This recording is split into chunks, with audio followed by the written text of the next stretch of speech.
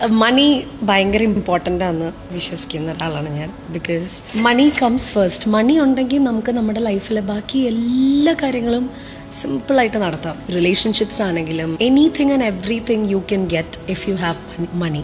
നമ്മൾ പറയുന്നത് കേട്ടിട്ടില്ലേ, if you have money there will be lot of people around you, behind you, with you, എപ്പോഴും ഉണ്ടാവും.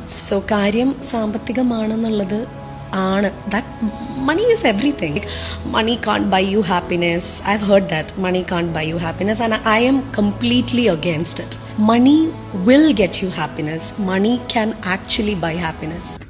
So anything and everything you can get if you have money, that is wrong, Aparna.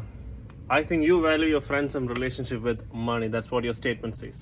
നമ്മുടെ അക്കൗണ്ടിൽ ഒരുപാട് cash ഉണ്ട്, അപ്പോൾ നമുക്ക് ചുറ്റും ഒരുപാട് ആൾക്കാരുണ്ട്. അവരൊന്നും നമ്മളെ കണ്ടുവന്ന ആൾക്കാരല്ല. അവരെല്ലാം എന്ന് വെച്ചാൽ നമ്മുടെ അക്കൗണ്ടിൽ കിടക്കുന്ന ക്യാഷ് കണ്ടുവന്ന ടീമാണ്. ബേസിക്കലി അവരുടെ മെന്റാലിറ്റി തന്നെ നമ്മളെ എങ്ങനെ യൂട്ടിലൈസ് ചെയ്യണമെന്നായിരിക്കും.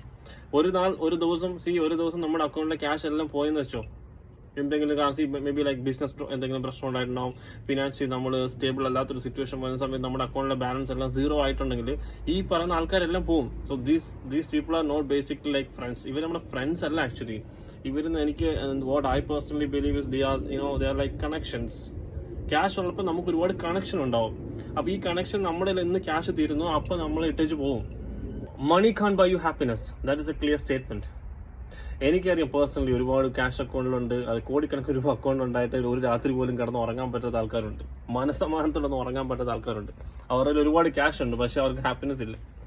അപ്പോൾ ആ സ്റ്റേറ്റ്മെന്റ് റോങ് അല്ലേ? So let me clear this. So money can make you financially stable. That doesn't mean that money can bring you happiness. Okay, and I'm going to ask you a very simple question, Aparna. Are you happy at the moment?